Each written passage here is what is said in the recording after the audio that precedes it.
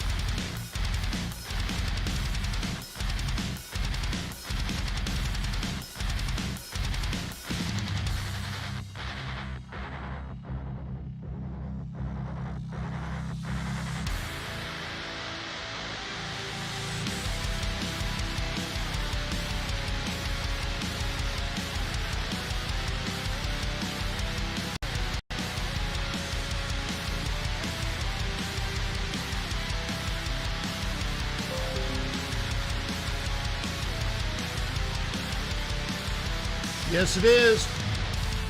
10-year T-note is in focus today. You're absolutely right, Jimmy.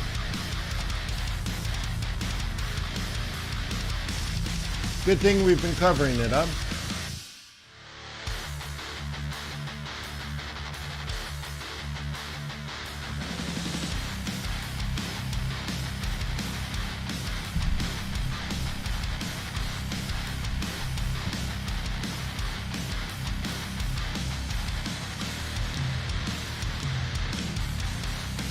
All right, well, without further ado, it's 9 a.m. in the morning, the 8th of July, 2021. It's a Thursday.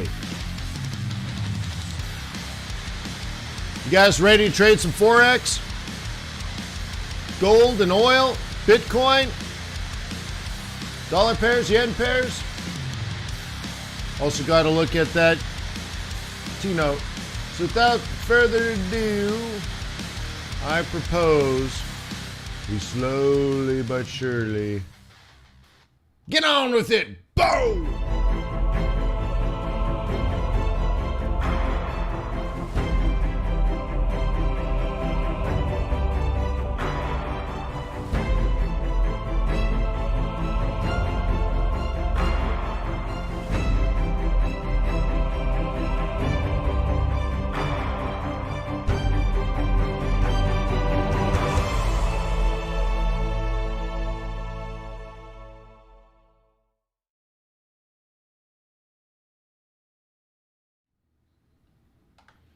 Hey, let me remind you that trading's risky, not appropriate for everyone. Your past performance, good or bad, is not necessarily indicative of future results.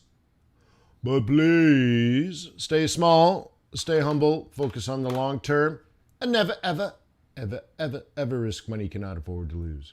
How's it go? Never gonna get it, never gonna get it, never gonna get it, never gonna get it, never gonna get it, never gonna get it, never gonna get it, gonna get it. Whoa, whoa, whoa! So, guten Morgen. My name is Wayne McDonald. I am a currency trader, and I am on this journey with you. If you have questions, please ask. I will do my best to address your needs, because you are my sweet baby. I'm a trader, I'm an investor, I'm an educator, and I'm a student. I have multiple identities, as Harvard would say. I bring my true, authentic self to you today. He, his, hers. Wait, no, he, his. He, him, his. Anyways, ask questions, get involved, take some notes, and if you could, please click the like button, tell YouTube this is quality content, and please, if you're watching a recording, would you leave a comment, like not in the chat, because you can't, leave a comment below the recording in the comment section and just say, hey man, great video, thanks. And just show some interaction. That tells YouTube that this is quality content. And I promise I won't give you get rich quick BS. Instead, we'll focus on how to build a business out of this thing we called Forex. And that means you are going to have to create some value. How do you create value? Hey, maybe some analysis using macroeconomics, technical analysis, combination of both, and then put some thought process through. Hey, that sounds good, right? So thank you for being here every day, and thank you for contributing your positive energy. I'd also like to thank Traders Way for being part of our community as well. They've earned my loyalty and respect. And so, hey, you're going to need a broker one day. If you like fast execution speeds, narrow spreads, big swaps, and world-class customer service, hey, sounds good, right? Try tradersway.com. You do that by visiting the website, tradersway.com, open up a demo account, download MT4 or MT5. You can have the ECN account. You can have a fixed spread account. You can have a variable spread account, right? Now, fixed spreads are very often good for scalping because then you always know what the spread is, okay? Variable spread means, hey, you're not really worried about the spread widening around news events or low liquidity because you don't typically trade those times. And so, look, if you can get a better deal, you're open-minded to that. So you want a variable spread. ECN, you have spreads. So if you prefer that, if you rather pay, hard dollar fees, sure, ECN, it's all free. It's all good. Whatever you want. Tradersway.com.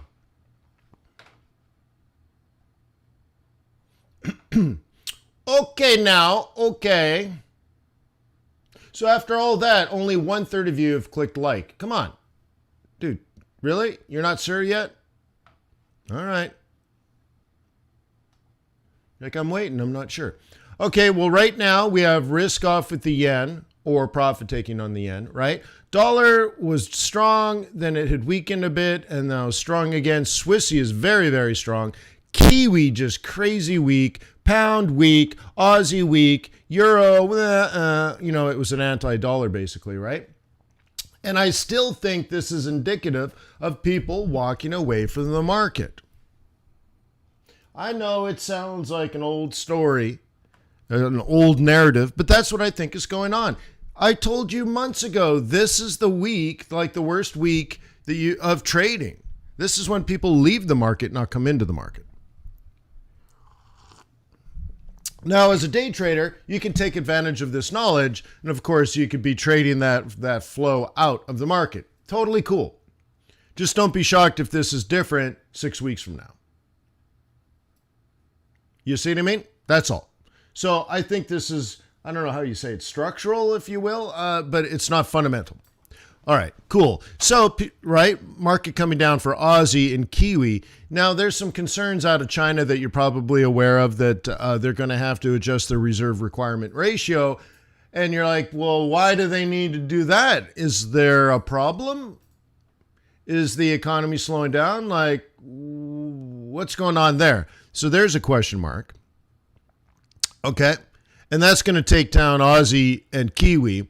Also, there's a lot of stocks in the stock market that are at all-time highs. Ultimately, they're probably overvalued. Okay. Steve Ballmer made his 100 billionth.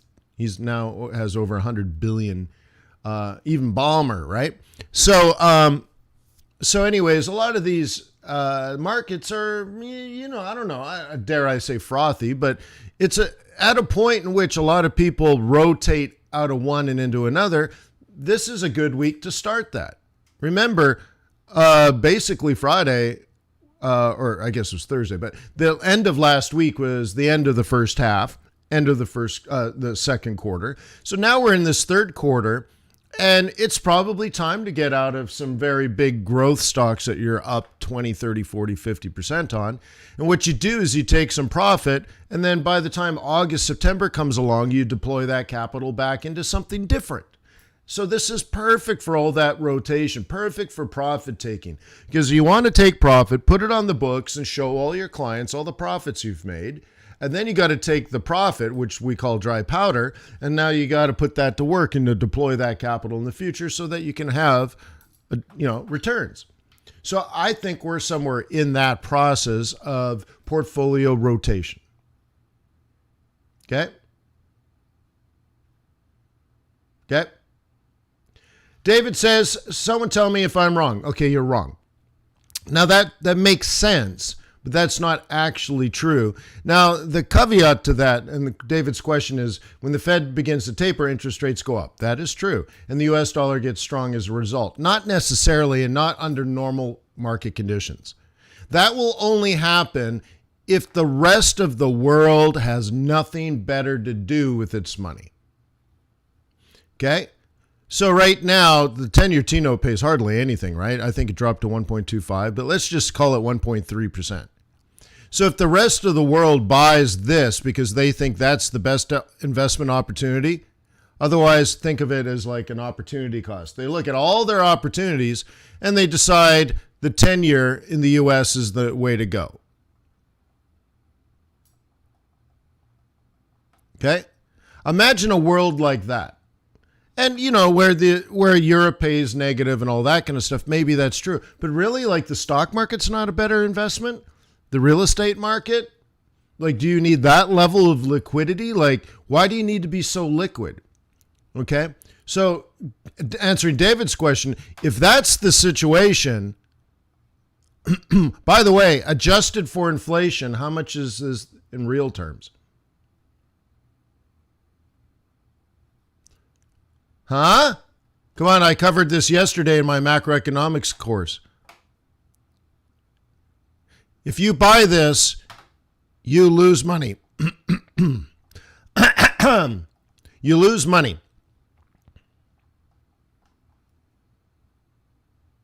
Okay?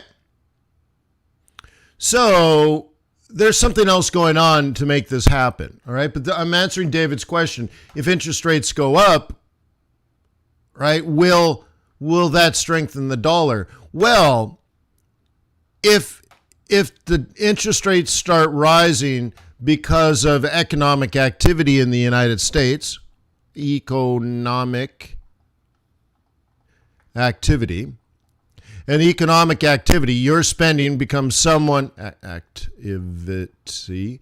Your spending, because of your stimulus package, let's say, you take that and you go spend it. Well, that becomes someone else's income. The waitress's income, the dishwasher's income, the chef's income, the busboy's income, the manager of the restaurant's income, the landlord, right? Some money goes to the insurance company, some money goes to the food company, and the truckers get paid. And all of a sudden, your spending becomes a whole bunch of people's income. And because of that, that means there's jobs. All those people have jobs. And if lots of people start spending like you're spending, lots of people go to the restaurant. They're going to need more workers and all that kind of stuff. And what happens, David, is everyone is doing well. And people suddenly have jobs and they have income. So they go to Sam's Club and buy a TV. And eventually, that money goes to South Korea because you bought a Samsung or an LG.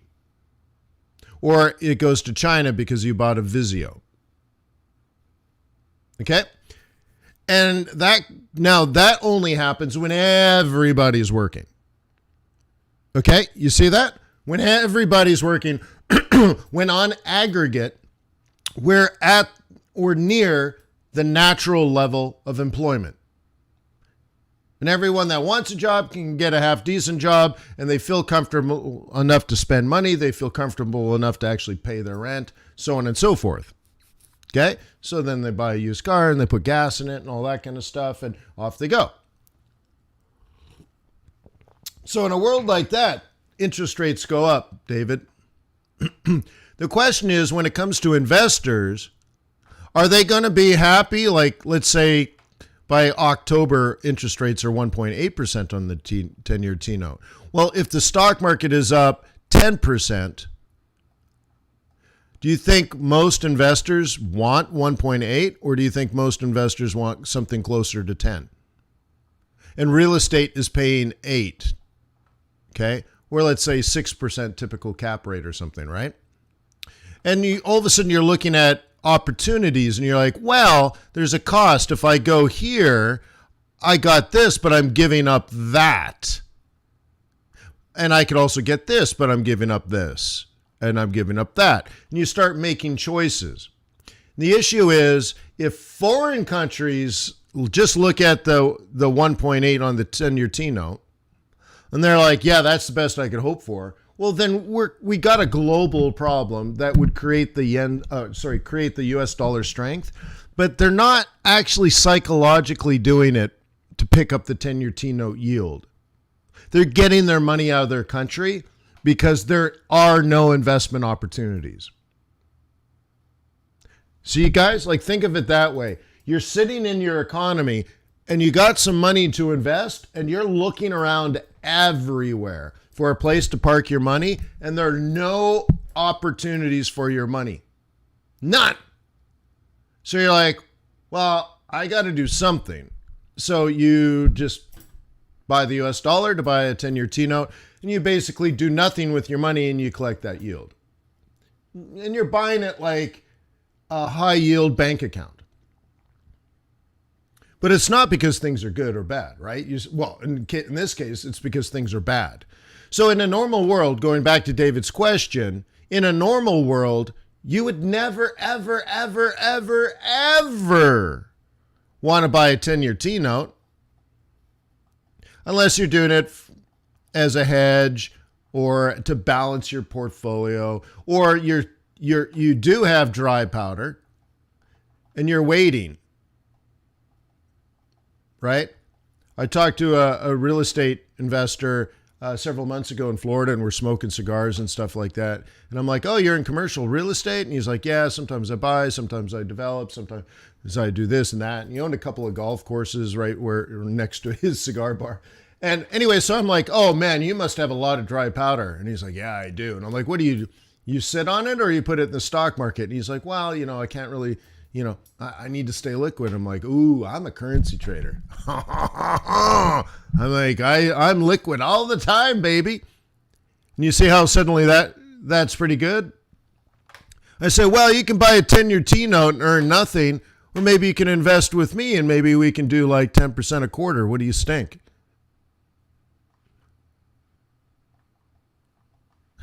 And I'm like, and if you need the money, I can have it to you within 24 hours because I'm liquid. I'm liquid all the time, baby.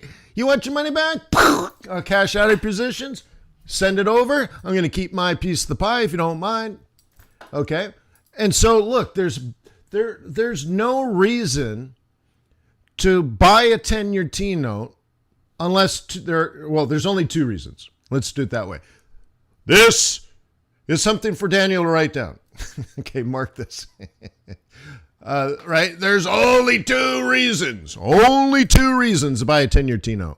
One, you're freaking out because it's the end of your world, the end of your economy. You got $1 billion to invest and you're looking around your country, your economy, your business, your businesses, and you're saying, hey man, can I deploy this capital? Can I deploy this capital? And there's no positive economic activity anywhere near you. And you cannot find a place to put your money to earn a return. Everything looks like a bad deal to you. Holy smokes. So what do? I guess I will just buy the 10-year T-note. I'll earn something. It's pretty much cash. It's pretty close to cash, right? The liquidity, M1 or M2. So you're like, I guess it's pretty close to cash. It's quite liquid. I'll earn a little bit of a return, and I'll just buy some time, man. I'll buy some time and try to figure out what to do with this. This will give me a few months to figure things out. Okay? And what's the second one? It's the same thing. You just have the cash and you're looking to buy something else. Okay? So you cashed out of a real estate deal. You got all this cash. You don't know what to do with it. You might do plan A. You might do plan B, plan C. You're not really sure if you can just stick it in your bank account, but then you're not going to earn anything. So you're like, I'll pick up a coat. Okay. I'll just buy a 10-year T-note. Okay? And it's just like a high yield cash reserve. Okay? Now, this first one is a real worry. If every other economy on the planet is choking on its own blood, and the 10-year T-note is paying something, okay, let's just say 2%. Okay, and every other country in the world, Aussie is falling, Euro is falling, Pound is falling, Kiwi is falling. All these places are hurting. You're like, well, I got to get my money out of my country. There's nowhere else, even other countries I really like. The only thing I could go with is the reserve currency, because all my deals are priced in dollars and all my assets are essentially priced or pegged to the dollar. So I will just buy the USD, be happy with the 10-year T-note and be done. So it's almost like a mini carry trade, but in a scenario like that, minus inflation, you're actually earning 0% in real. This is nominal. Okay? But you're like, you know what? Better than losing money. Nominal. Okay? So if we live in a world like that, the US dollar is going to get strong. This is still answering David's question. Hey, if the Fed tapers and interest rates go up, will the US dollar get strong? Only if the rest of the world is choking on their own blood and professional investors are searching for places to park their money and they can't find any. In that case, the US dollar is going to get strong. Now, if interest rates are going up in the United States because the Fed's tapering, because the economy doesn't need stimulus, why doesn't it need stimulus? We're approaching, right, the natural level of employment. People are getting jobs. People are starting to spend. Productivity is starting to reach, right? Actual productivity is starting to reach potential productivity. So we're starting to normalize, and then, of course, we're going to overshoot. In a world like that, Americans will have money in their pocket. They'll feel safe. They can go out to restaurants. They can go out to sporting events. They can spend their money. They can live real lives. This Christmas, they're going to fly to Grandma's house. Oh my God, Grandma misses you so much. She's going to spend a ton of money on all her grandkids and great grandkids. She's going to spend she's been saving money, and now she's just going to just shower her love with money, right? Everybody gets a grandma stimulus package. Cool. In that case, all that money she spends is going to go overseas, and the dollar is going to weaken. Yes, interest rates will rise in a scenario like that, because growth is high. So I explained in the macroeconomics class yesterday the 3-step process for that. Okay? So David asked a simple question. I could have said yes or no, which I did actually. I hope I explained it well enough that that you understand more than my answer, but maybe my reasoning. How did I do, David?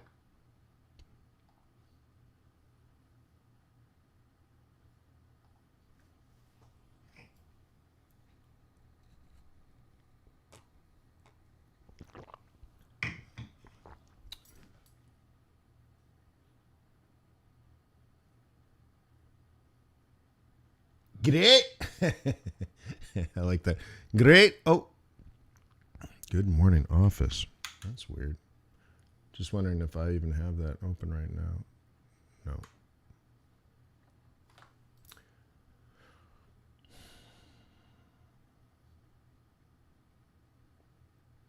Cool. Yeah. Thank you, crypto.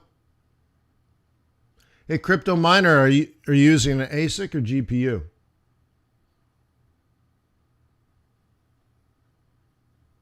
Cool. Well, less than half the people watching have even clicked the like button. Hey, Henley.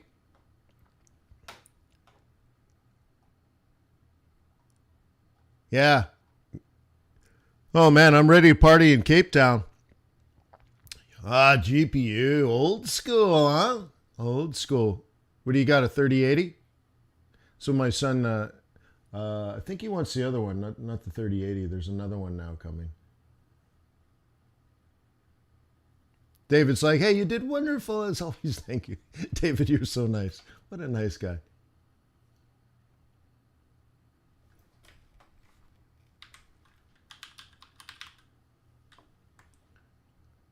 I just thought maybe I can show the chart.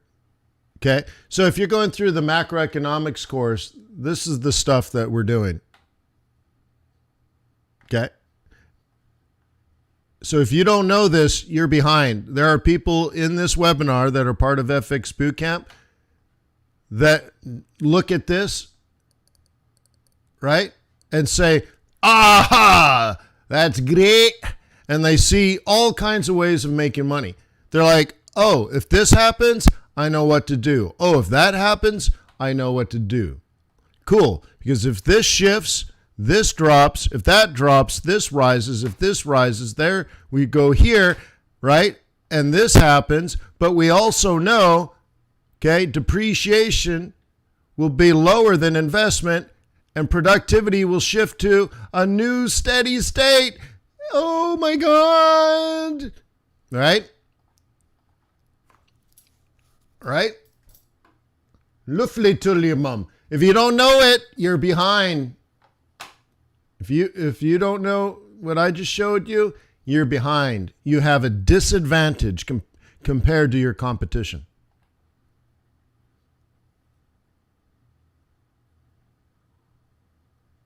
Okay. Thiago, there's a book I wrote that I have a whole chapter on that question, Thiago. There's a whole chapter that answers that question. All right. Let us do the gourd. Okay. Okay. What do we know? Talk to me, Goose. Double Z bottom. Okay. Higher high, higher low, buy. Higher high, higher low, buy. Higher high, higher low, buy. Higher high, higher low, buy. Higher high, out. You're like, what do you mean out? Well, you see this red? The reason I had it colored red is it means get out. Red means down. Red doesn't mean up, but because I call it a pivot profit zone, it also doesn't mean sell. You like the accent? I have a lot of Indian friends. I love India. I miss India. I don't think I'm going to be able to go anytime soon. But I got to do South India, and I don't know anything about East India. I've been to the north. I've been to the right. I've been to the deserts in the west. Been Central India, obviously Agra. But I got to do South India. I think is probably the place to go. All right. So anyways, this means out. Isn't it nice to have a tool that says out? Cool. Double bottom. Hey, why this? Well, let me explain.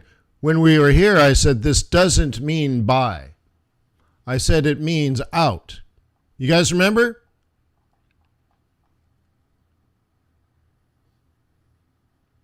Yeah, like northeast. You mean like Bangladesh up in there, or maybe up in like Nepal? No, I haven't been there. No, but yeah, I'm into it. I'm into it. I just don't know. I know someone sort of northeast. I don't know if you call it east though. I know some people up there. I'd go check it out though. I think I'd start with the south though. You know.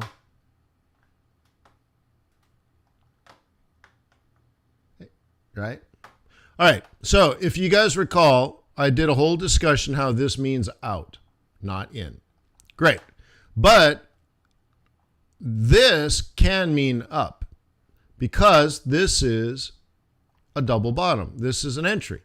The higher high, oh my God, sets up the higher low. That's probably why this orange line is there. Okay? Check it out. Now it's technically bullish. Up, up, up, up, down, down, buy, up, up, up, up, out. So now it comes down to, is there a reset? You see this that we've identified weeks ago? No, no, no, no, no, no, no, no, no, no, no, no. We call this roll reversal. Roll reversal. Okay? Now you can buy here. It's not automatically a buy. But the way I think of it is we move into a new range. Okay?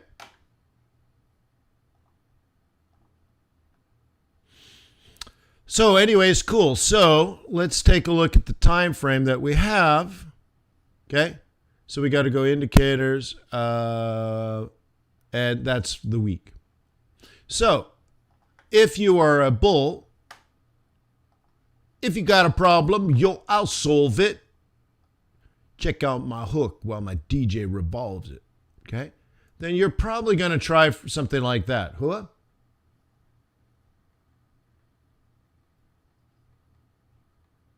Yes, you can, Mahai. There's a secret back door for that. Send me an email, wayne@fxbootcamp.com.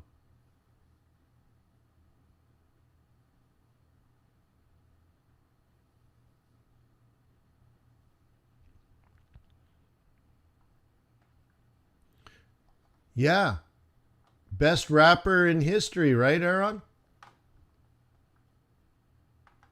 Rolling in my 5.0 with my rag top down so my hair can blow. Girlie's on the standby, waiting just to say hi. Do I stop? No, I just drive by.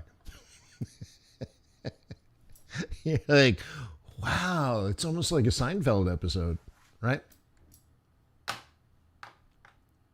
All right, so what do you think? Are you going to try one more time? This is kicking off the psych level. Kick it over here, baby pop. Let all the fly skimmers feel the beat.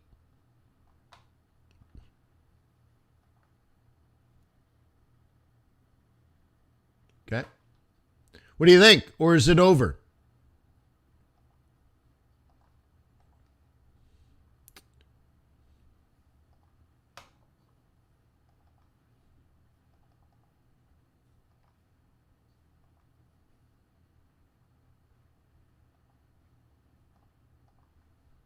Okay.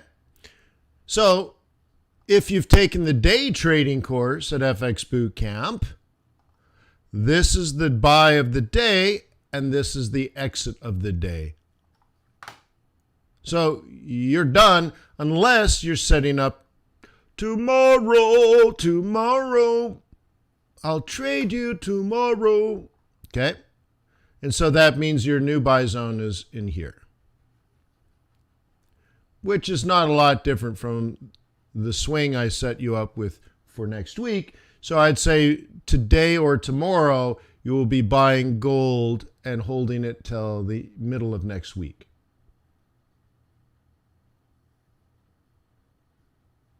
Let me clear my throat. Kick it over here, baby pop, and let all the fly skimmers feel the beat. Drop. Cooling on the corner one fine summer day, just me and my posse in MCA. A lot of beer, a lot of girls, and a lot of cursing. 22 automatic on my person. Got my hand on my pocket, got my fingers on the trigger. All right, so that's what's going on. That's tomorrow's trade, And this is next week's trade. Could you somehow create a plan out of that?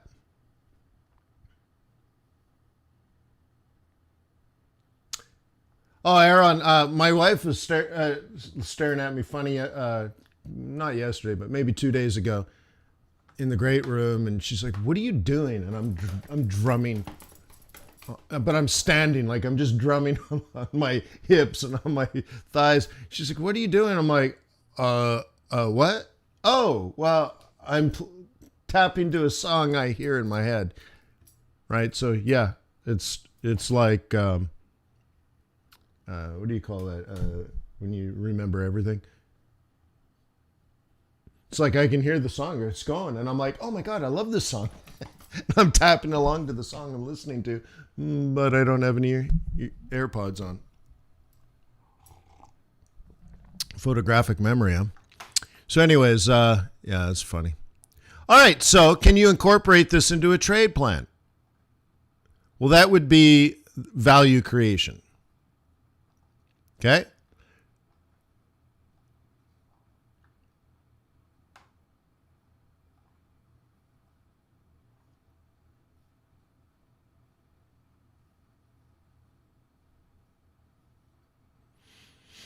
They say Tauruses are boring? Really? I've never heard of that.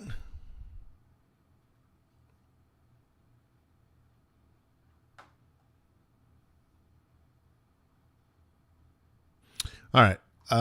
Right. So then recalibrate. Let's do this one first. Okay. And then we can do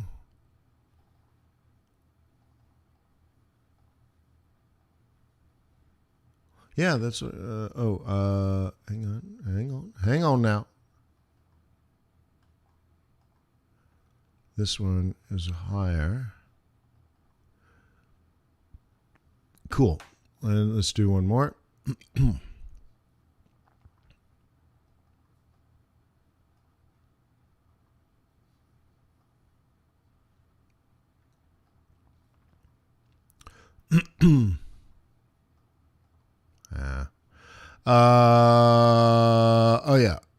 The target on the third one is here. Okay. All right, going back to where we are now. There are 3 opportunities, and they have 3 targets. Now, there's 2 opportunities, 3 targets. So you can handle it any way you want. 1 lot, 3 lots. But the thing is, you'll have to scale out logically. This is plan A if you're a bull on gold. This is a plan B. Now, both those are fairly easy. There might be a plan C down here, but let's not talk about that today. That might be tomorrow if none of these work. Okay? Cool. So, based on what I just explained, there are 3 targets. 1825, closer to 1850, and the last one, I have to zoom out quite a bit, and okay, and we're on our way to 1925. 1825, 1850, I guess just because it's psych, you got to throw the 19 down, huh? Or 1925. So you got a series of 2 targets here and a series of 2 targets there. Which one are you going to try for? Well, you can buy and hold, or you can have multiple trades on your way up. And if it drops below here, stop. Because then you're back into this range. What?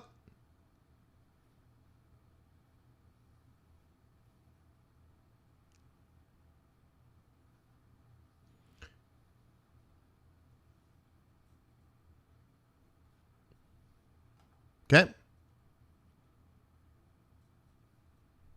What do you stink?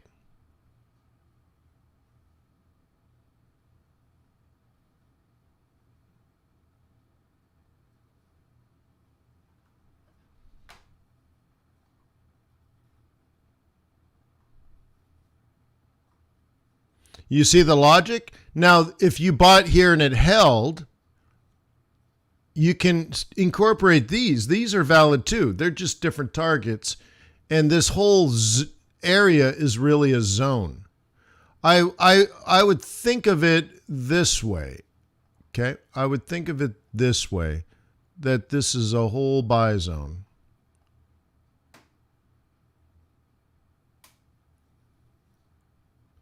I don't really care.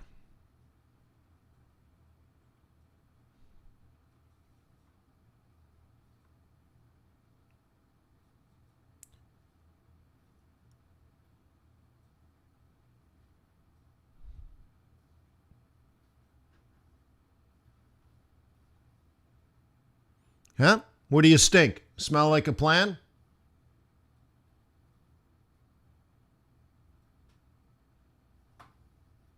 Now, what if you're a bear? Then you're going to use this information to hurt the bulls. It's useful information even if you're not a bull.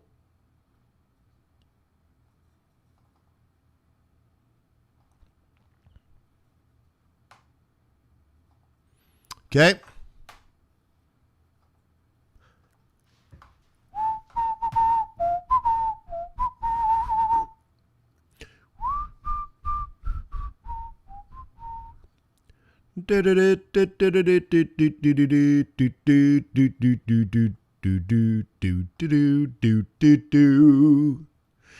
$75 seems to be the psyche number. Cool. What do we know? Talk to me, Goose. Big support down here. I would have to imagine, it doesn't have to be, but I'd have to imagine the 70 has also got a line of defense. What do you guys think?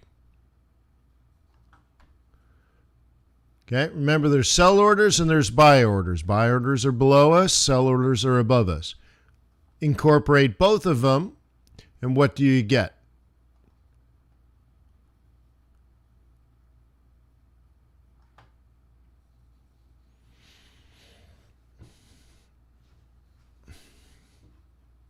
Okay.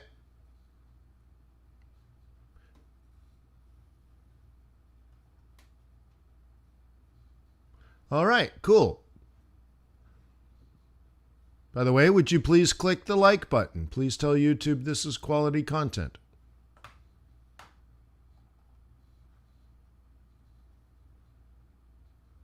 Okay. So 71 currently is a interesting pivot point. But I think if we get down to support 2, we'll drag this down and it'll be closer to 70. Okay. So as oil falls, CAD will continue to fall too, which means USD CAD is probably going this way hard. If you got a problem, I'll solve it. Okay. I'd like to also highlight, because you guys sometimes forget, I think, that's the end of the first half.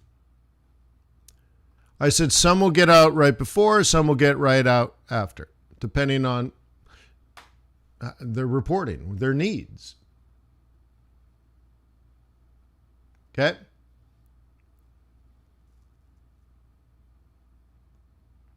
Well, that's what a psych level is, Michael.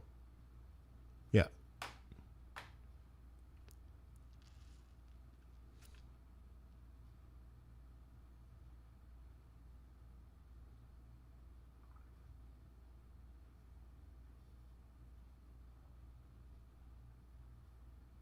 I don't know, but we can figure that out, Darko.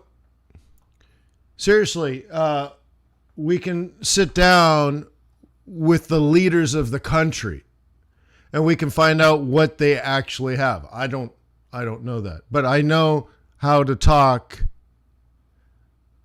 to the right people and I can make deals happen. I can make it rain. Or there's just nothing there and they don't want to do a deal. I mean, look, it's the cost of a flight and a couple of nights in a hotel, right? It's like, boom, let's make it rain. Let's create something. So, okay. Yeah.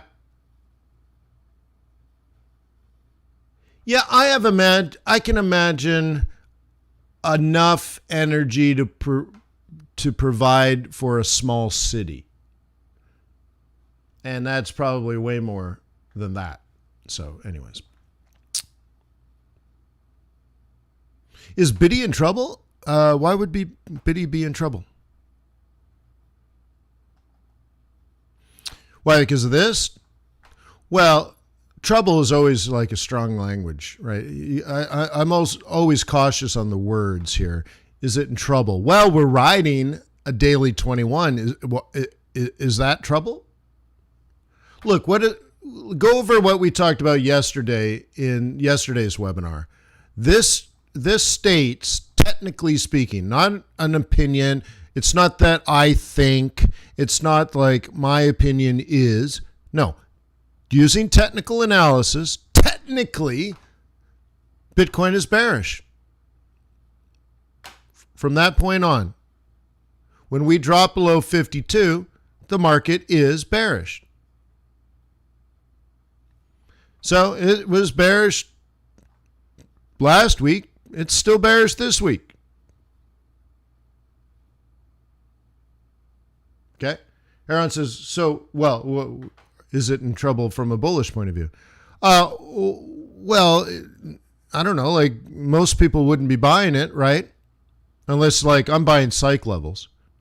I'm throwing Hail Marys. As long as I have an opportunity to jam my stop. Now, I was trading a double bottom, so it's an okay idea. But right now, like, look, the way I teach you how to trade is in these market conditions, you only sell.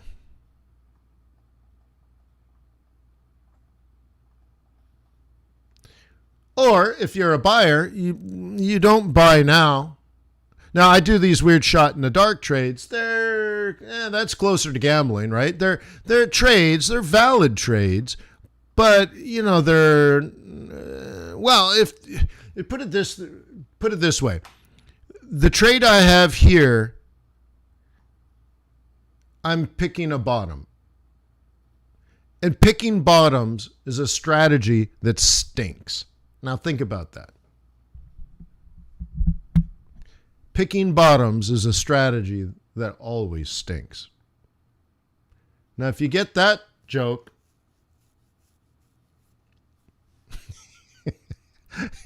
maybe you'll have a visualization. So 10 years from now, you're going to say, oh man, remember that time he said that picking bottoms always stink? Oh my God, that changed my life. And I'm a billionaire. Thank you so much.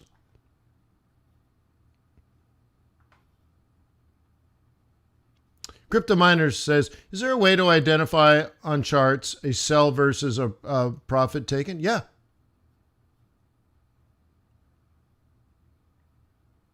Okay. Yeah, that's what these pink and green zones are.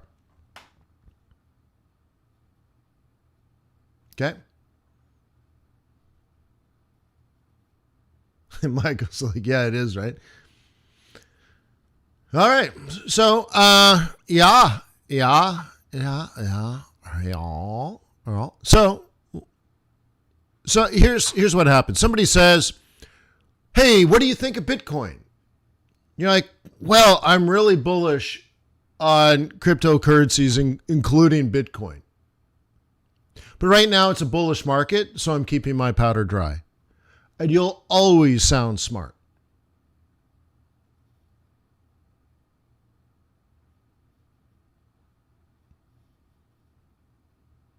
You see that? Who's gonna laugh at you? Nobody.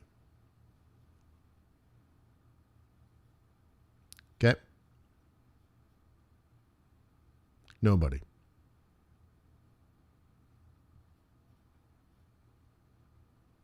But is that what you do? Is that really how you trade? Is that really how you think? What are you doing? You're like, well, I bought it here, and I bought it here, and I bought it here, and I bought it here, and I bought it here, and I bought it here, and I bought it here, and I'll buy it here. Dude, are you not even doing technical analysis? Like, when do you adjust? At the very least, why not stop buying there? Or, so like, essentially that's what I'm doing here. Now, the reason I'm long, this is different. I'm throwing down, I think I told you I was testing the fence. Okay? But I know the market is bearish. Okay? So as a professional trader now, you should be looking for consolidation and a resumption of trend. How? Well, there's all kinds of tools you can use. Right now, I'm measuring the mean price and the standard deviation from the mean. And in particular, not just the mean, the trend of the mean, and then calculating a slope. And the mean is what? Less than 0, and I'm a bull, so I don't trade. Okay?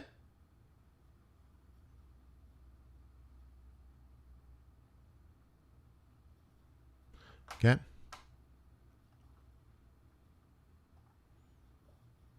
So you can say, well,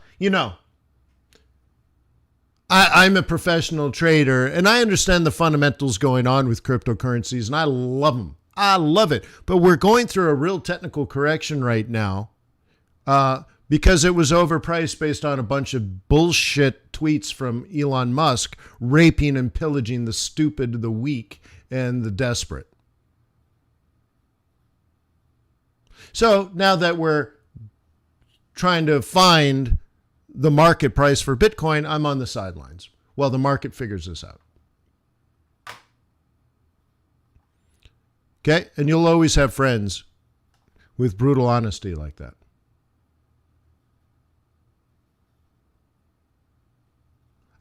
Zahara at Streamlabs. No, hey, it's to me. Hi. That's just the bot that asks you to subscribe. All right. These green zones, they are profit taking or market turns. Profit taking. Okay. I named them pivot profit zones. So to be clear, this is where bears exit for profit. Pivot profit zones. But it's not a buy zone. Now, because let's look at it from a bullish point of view. Okay, what do bulls do? Bulls buy where? At resistance or support? Support. Okay? Now, let's clarify this a little further. Do bulls buy at support in a falling market? Answer this, guys, everybody. Do bulls buy at support in a falling market? Do bulls buy at support in a bearish market?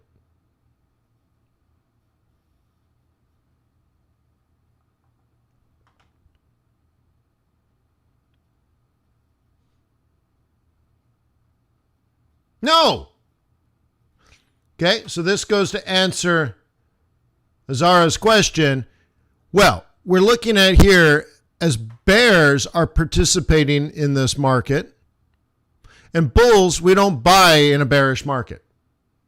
But bears do take profit, re-enter. Okay? They sell. Okay? This up is profit taking. Okay? Cool. So as far as we're concerned, this is very likely, technically speaking, maybe not fundamentally, but technically speaking, this is very likely next week. So for a bull to buy here, it's just a guess. But dude, you're buying lower lows? That just sounds dumb to me.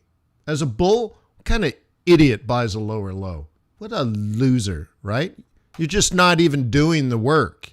You're just throwing money down, okay? It's strange, right? So what do we need then? Okay, if we're bulls and we buy at support, what do we need? Well, ideally in an uptrend. What's the very, very, very, very, very, very, very beginning of an uptrend? What's at the very, very base of every uptrend ever to have been established in the history of mankind? A reversal pattern.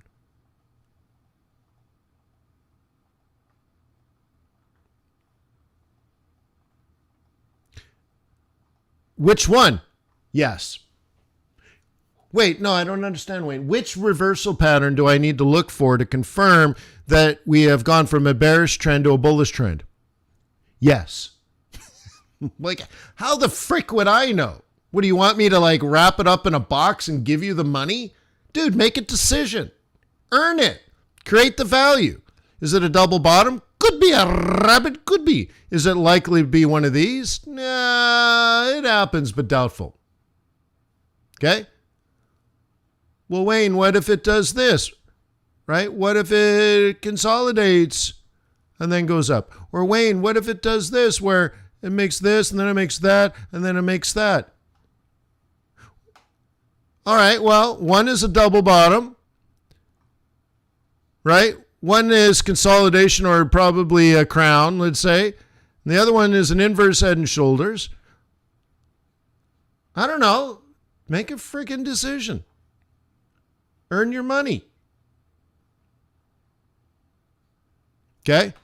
But no one's going to pay you to buy lower lows. Hey, the market's falling. I'm buying it. And people that usually, and by the way, I'm getting personal here, so I'm not trying to insult you, but I am trying to make an emotional connection with you. People that buy these, for some reason, don't buy these.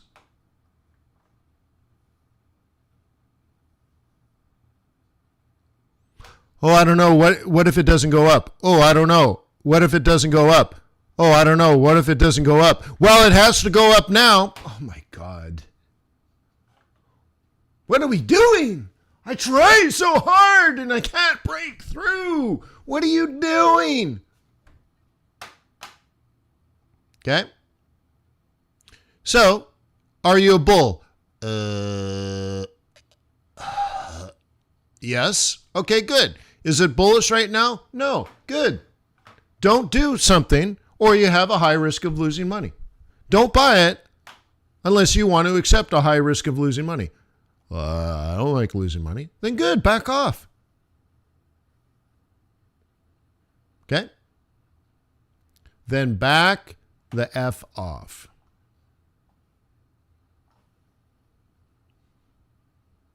Okay? So there's all kinds of things. You can say, well, when the 21 is above the 55, well, let's do it this way. When the 21 is below the 55, because a lot of you guys like arrows. I can't do it unless it draws an arrow for me. All right. Okay, look, there it is. So you might want to wait until the 55 is above, the 21 is above the 55, like it was here.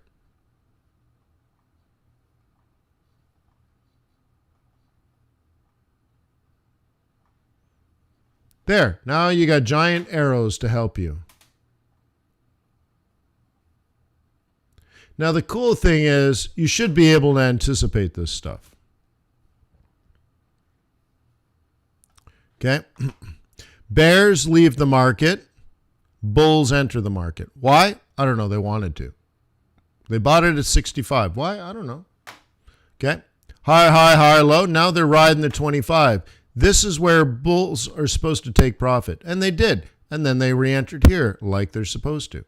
Then bulls took profit here like they're supposed to. Then they re-entered here like they're supposed to. Then bulls took profit here like they're supposed to. Then they re-entered here like they're supposed to. And then what happened? We got hung up here at 78. Why? I don't know. Does it matter? Okay. So a bull might have tried to what? No, they're not. This is not a buy. You understand that? That's not a buy. So somewhere in this week as a bull, you're out. So I'm sorry you only had the last week of May and the first week of June and the second week of June and the third week of June and the fourth week of June and the fifth week of June. And then we hit July and the market collapsed. Wait, but I was telling you this is where traders exit the market. Look, this is someone, right? This is some average but experienced person. Okay? Experienced Forex trader working at a big firm, making big money, but they're ugly. And they're sitting on a beach with someone way too young and way too beautiful. And they carry the drinks to them. Hey, hon, go get me another one of those. What do they call them? Is it an ocean breeze or a mamba jumbo or what do they call it? Yeah, the one with all the fruit juice and tons of alcohol. Yeah, go get me another one or two of those. And give me a snack. I'll wait here. Go. Hurry. Okay? And they're not even on the beach. Right? They're not in the market. They're on the beach. The question is, when are you going to start getting this? This is the moneymaker part. This is the moneymaker. This is what I'm trying to teach you to get. I want you to get all this so that people too young and too beautiful fetch you drinks while you sit on the beach and sleep.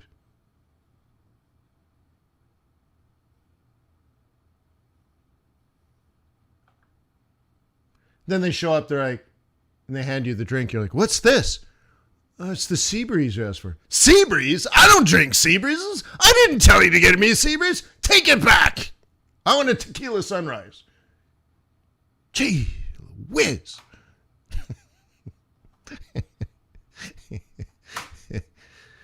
Anyways.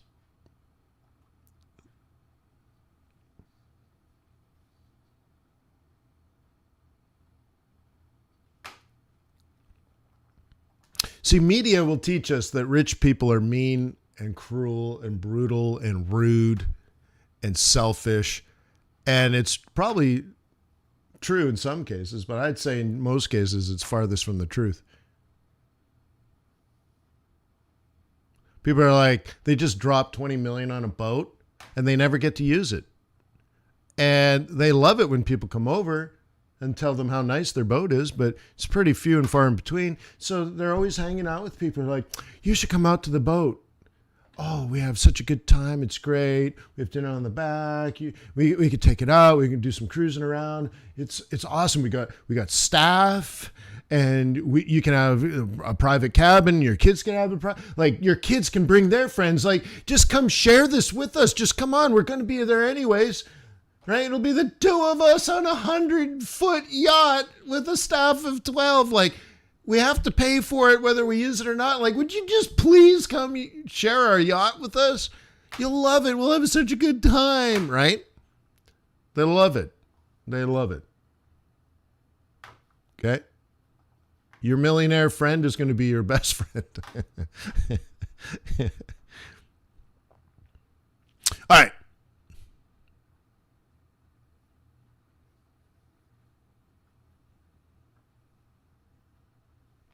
All right. Yeah.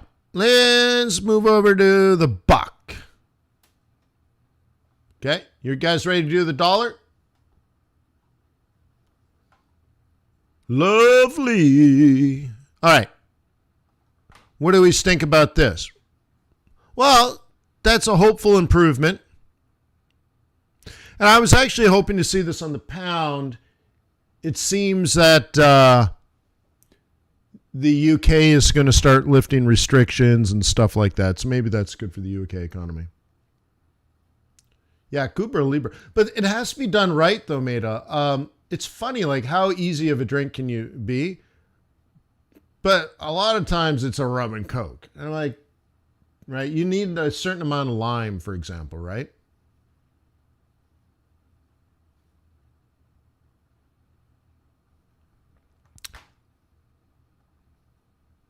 So in Canada, you'll get a rum and Coke. Right? And there won't be any lime. Although now Canada's all prissy, but right. So anyways, I'm looking for maybe a pound. But by the way, and I'm going to try to find this interview for my wife because I think she should hear this. I was listening to Bloomberg this morning, and Jonathan Farrow is one of the hosts of the show in the morning. And he's English. He has an outrageous accent. So outrageous at first years ago when I heard him for the first time, I thought it was fake. And I'm like, I can't listen to this guy in his fake British accent. But no, he actually talks like that.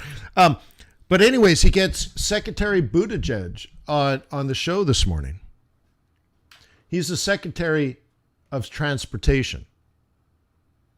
So they oversee roads and bridges and airports, but also the rules of how to fly around with COVID.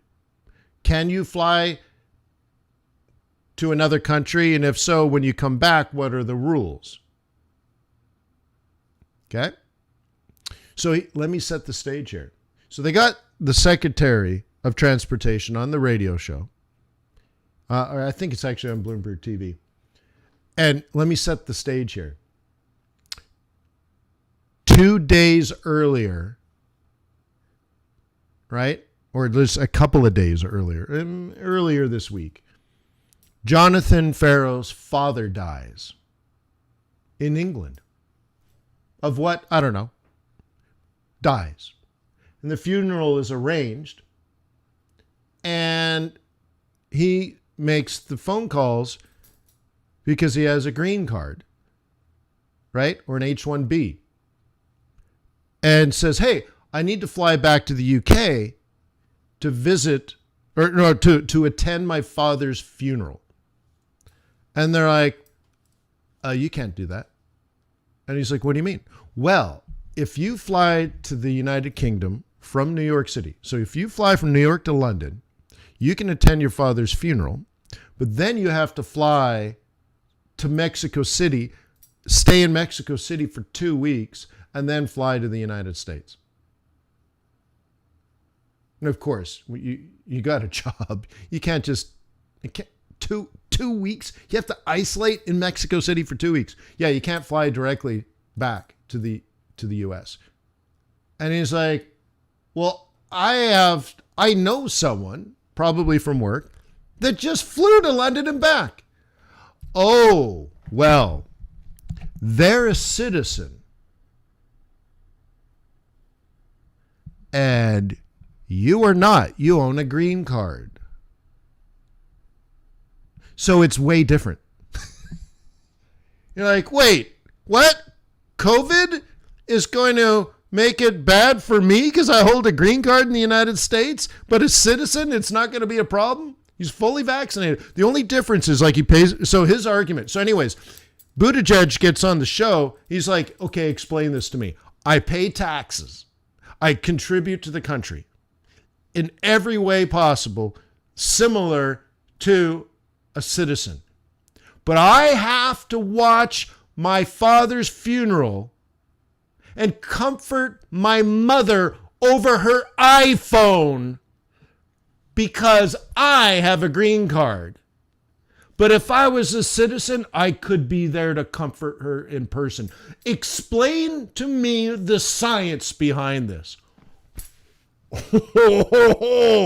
And he went ape crazy on him. He would cut off no, I don't want the political answer. I want you to tell me why I'm treated differently because I hold a green card. Why is it different? Tell me the science. Why could I not bury my father? You're the one that creates the rules. You're the one that creates the policy. You can just sign a piece of paper and make the change. So tell me, what are you going to do about this situation, right? Like, wow, you should hear it on the radio. It was like, because usually you're supposed to be impartial and ask general questions. This was really personal. Tell me, Mr. Secretary, why do I have to watch my father be buried on my mother's iPhone and not be there because of my residency status in the United States? What's the science behind that? Explain to me why I couldn't bury my father. Wow. Like, wow. It was a stopper. So you should look it up. It happened this morning. Holy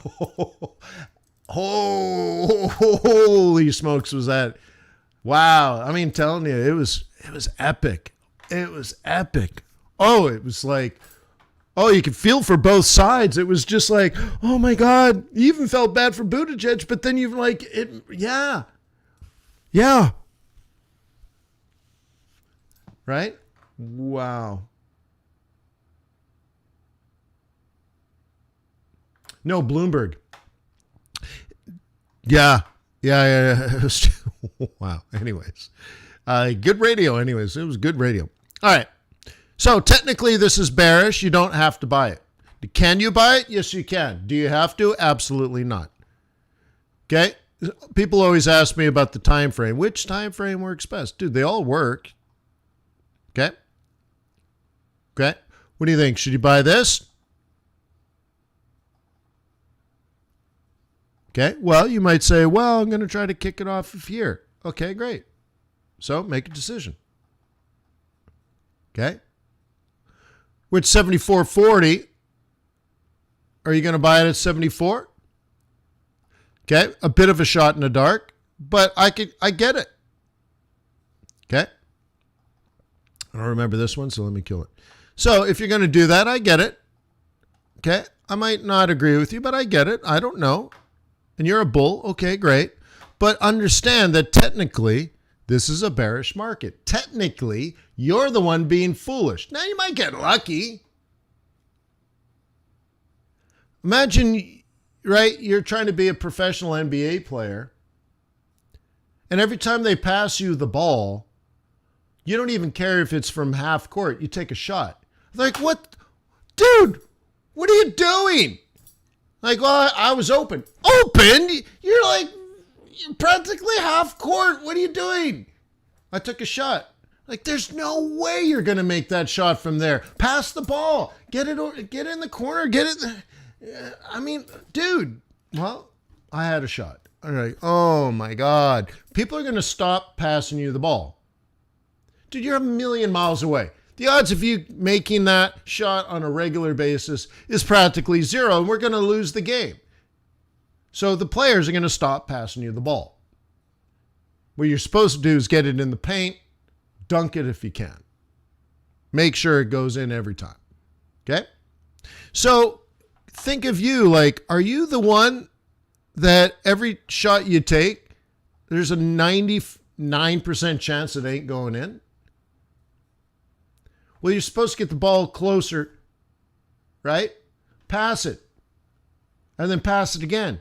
And then work your way into a position where your shooting percentage is going to be higher. So right now, technically, look at this, dude. Why don't you sell it?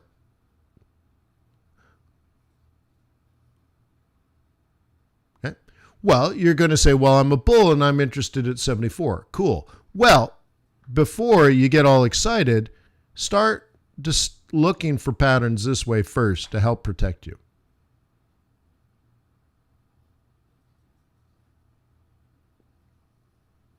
Okay?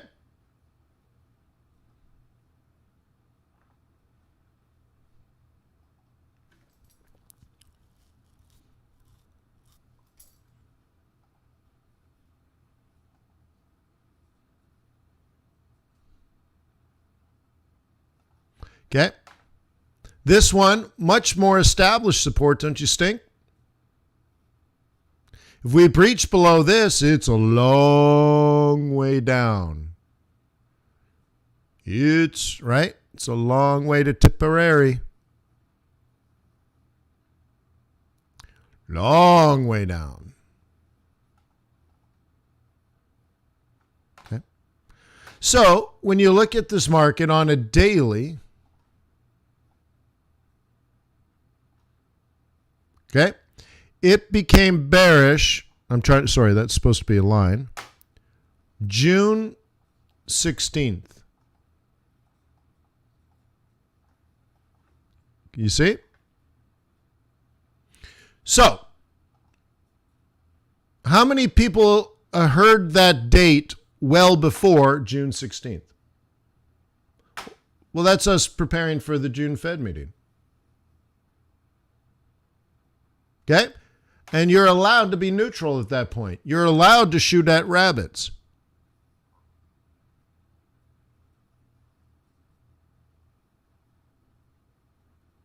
Okay? Cool.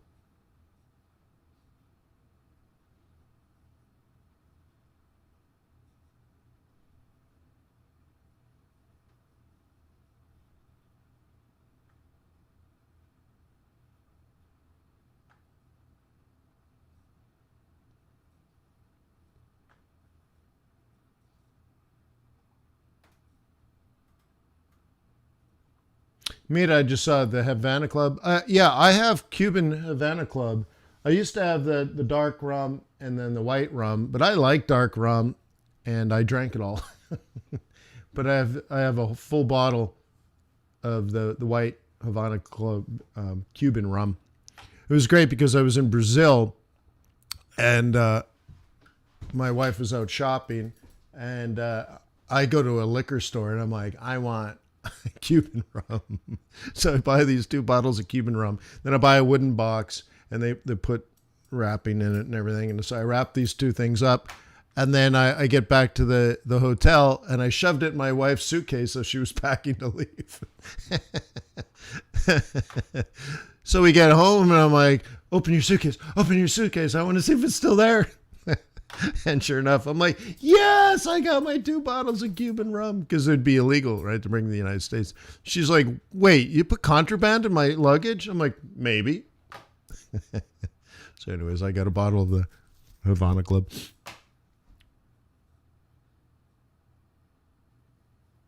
Okay. Yeah, Nelson says, yeah, I was talking about the liquidation of assets. Yeah. So I do expect to see euro dollar rally. It just doesn't have to be today. So you need to start using your charts and deciding when you should become a bull on this again. And if you missed the bullish to bearish transition, okay, if you didn't notice this and you've been paying the penalty, then use this as an opportunity to practice. When are you going to buy dips? Well, when you think it's turned bullish. So when do you think it turns bullish?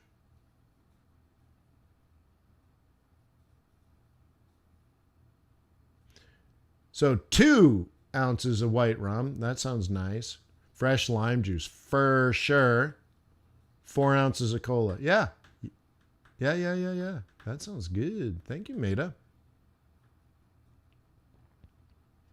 Yeah, I do a little extra booze.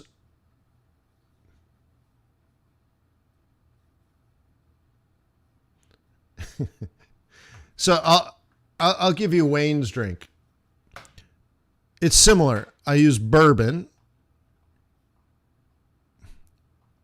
and I pour the bottle, and I wait for 12 glugs. So it goes glug, glug, glug, glug, glug, glug, glug. And I'm literally 1, 2, 3, 4, 5, 6, 7, 8, 9, 10, 11, 12. Okay. Ice, of course. And then Coke, 0. And a lime. Works pretty good. I don't know how many ounces that is. Maybe it's 12 ounces. But I'm not joking. And it's great. Yeah. But I'm not even joking. That's it. That's it, man. If I'm going to do a drink like that. Oh, yeah. Wayne's perfect drink.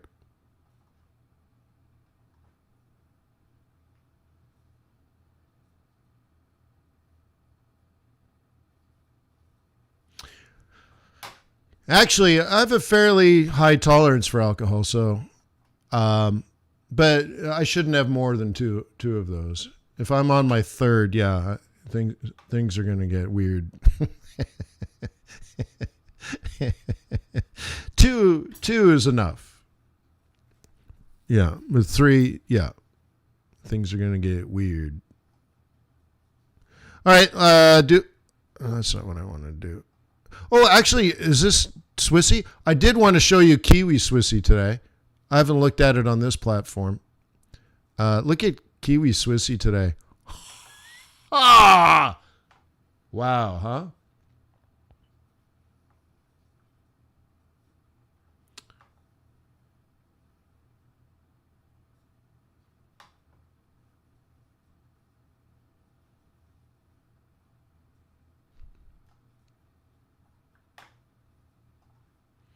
Crazy, huh? Crazy. Crazy. Wowzer. Okay.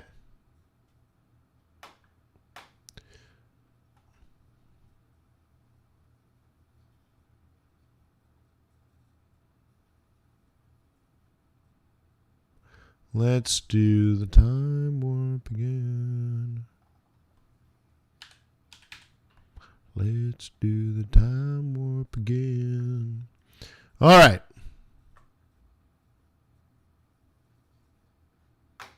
Swissy has been strong since March 1st.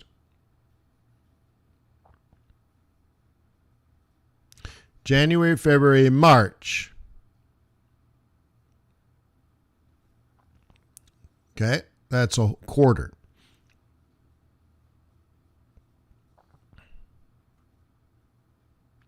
April, May, June, and now we're starting a new quarter and a new half.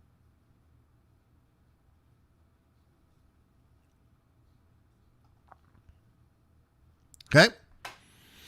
What does it mean? Well, if you're doing statistical analysis,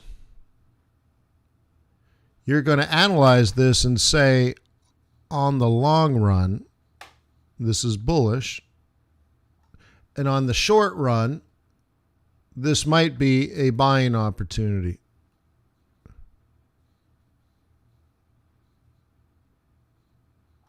Another way of looking at it, based on what it's done in the past, it's oversold. Okay. Cool. So, it's not a signal, it's a heads up.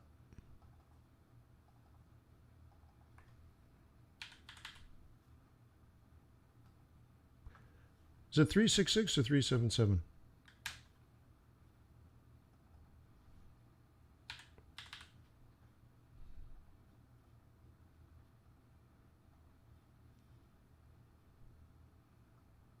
It has to calculate. Wow. 377 periods is too many.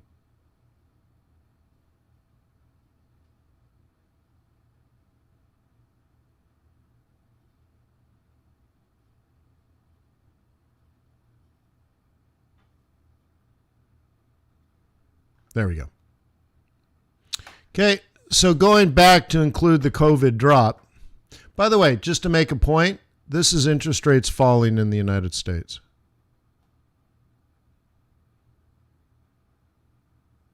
Okay, this is interest rates not falling further.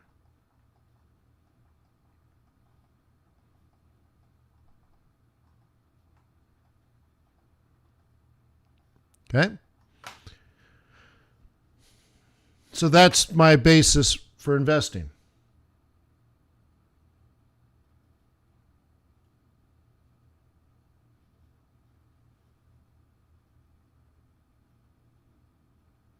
Okay. So this is suggesting, if we try to zoom in now, one standard deviation is currently 63. Two standard deviations is currently 60.5. Of course, this is adjusting every day.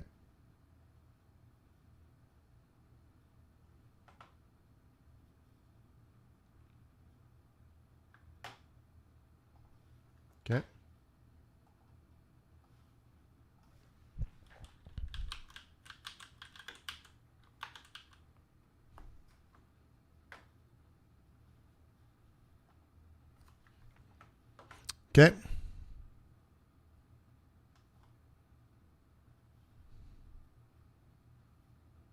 So you're looking at the variance. Is this going to do it well? Okay. So the first thing is you look at your data set, and this is the price, the closing price of all those candles. Okay. You take your data set and you calculate the mean. Okay. Which is also known as an average, not the median or the mode. Okay. So you add the numbers up and divide by the number of data points in your data set. Okay. And then you got to calculate the variance. Wait, I'm not even reading this. Okay. Maybe I should just read this. Find the mean. How funny. I'm just looking at the numbers and I'm doing it. Oh, this is even easier. First of all, you find the mean. Okay. And then you find each score's deviation from the mean. So, right? So if the mean is 50, 46 minus 50, negative 4, 69 minus 50 is 19, so on and so forth.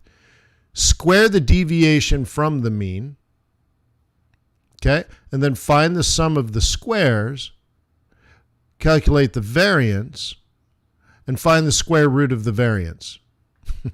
I used to have to do all this by hand. So, what this is saying is, based on past performance, okay, remember it's not a predictor, it just is. It's just statistically a way of saying once price moves roughly this far from the mean, so somewhere in here is an average, right? Right in the middle there.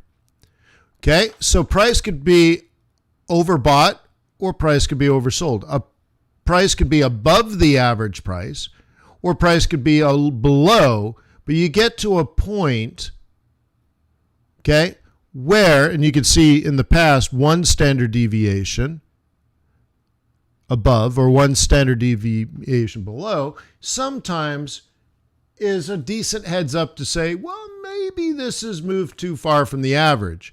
And the average is going up, by the way. It's calculating the data sets below, but it's adding it to the ones in the past as well. And it's still a bullish slope. The rise over the run is, right? The mean is greater than 0. The slope of the mean is greater than 0. So down here, that would be a way of saying this is technically oversold. Okay?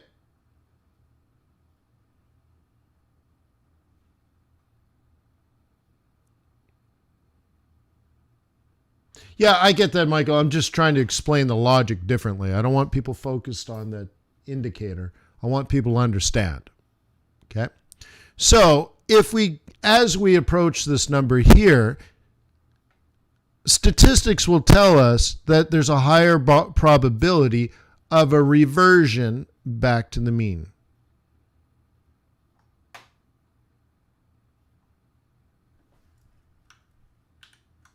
Okay?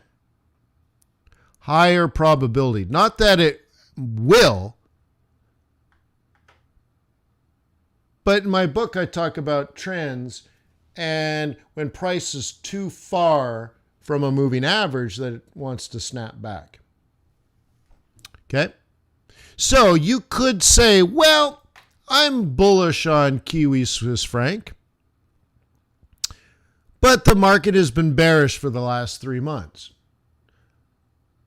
But I am considering in the next few weeks maybe buying back in. Okay. Mr. Kennedy says Bollinger Bands help with that. Aha. Be careful. Be careful. All right, let's do that. Where are they going to put it? They have it under trend. All right. I'm going to make mine black. And I'm going to make, okay, 2 standard deviations. 2 standard deviations of what? Volatility. So be careful. They're not telling you the same thing.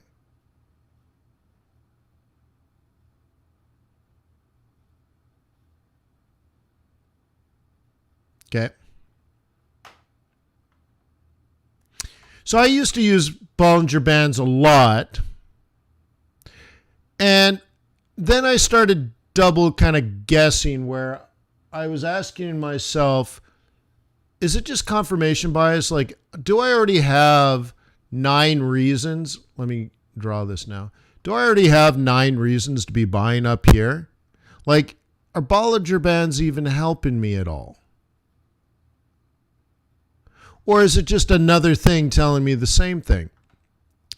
And then I was a speaker at a Forex Trading conference, and John Bollinger was there. And I'm like, well, I think I'll swing by, right? So I popped into the room to see old Johnny Boy, Mr. Bolly, Mr. Bollinger. And he was up there, and he said 2 things. He said, I very often hear, ride the bands.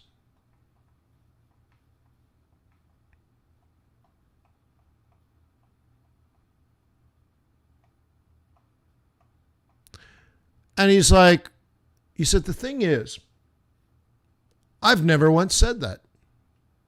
And then he went on to this diatribe about other people coming in using his tool, creating like educational programs and slinging this horse manure to amateurs and making it sound good. And he's like, but that's not what the data is trying to do. I've never said ride the bands. It's not designed to offer signals like that. And I don't even know if that even works. And I walked out of the room right then and there like, yeah, he's right. I probably don't need it. Right? And like there is a use for it, but unless you were taught by John Bollinger, I'd be very careful.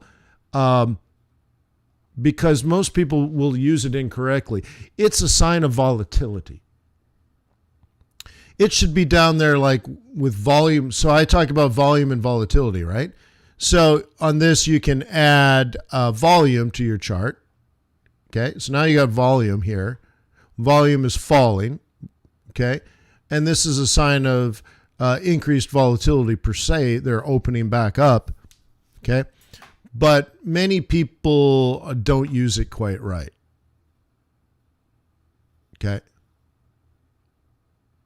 They might backfit it and say, oh, well, Wayne, if you add another one and you're like, indicator, and you add another Bollinger Band, and then you make that one purple, and you make it 3 standard deviations. Well, let's make it not indigo, but let's make it whatever, cadet blue.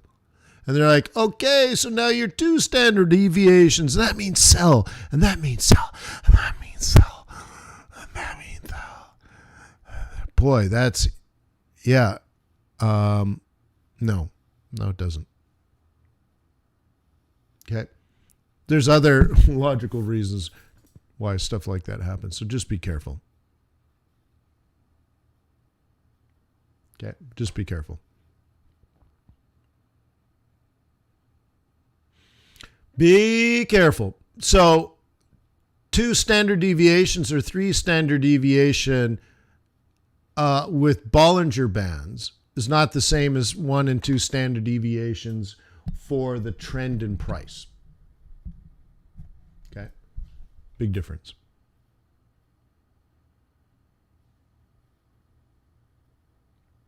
Okay.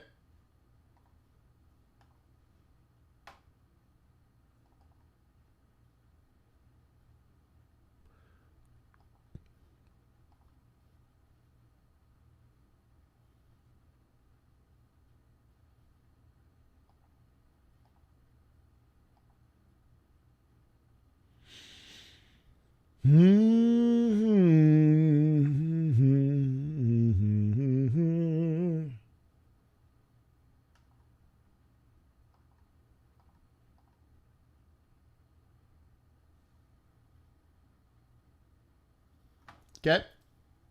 So anyways, I'm done. Let's leave it at that. Peace on earth. May the pips be with you. May your profits be above average. Please click the like button. Please leave a comment. Please visit Trader's Way.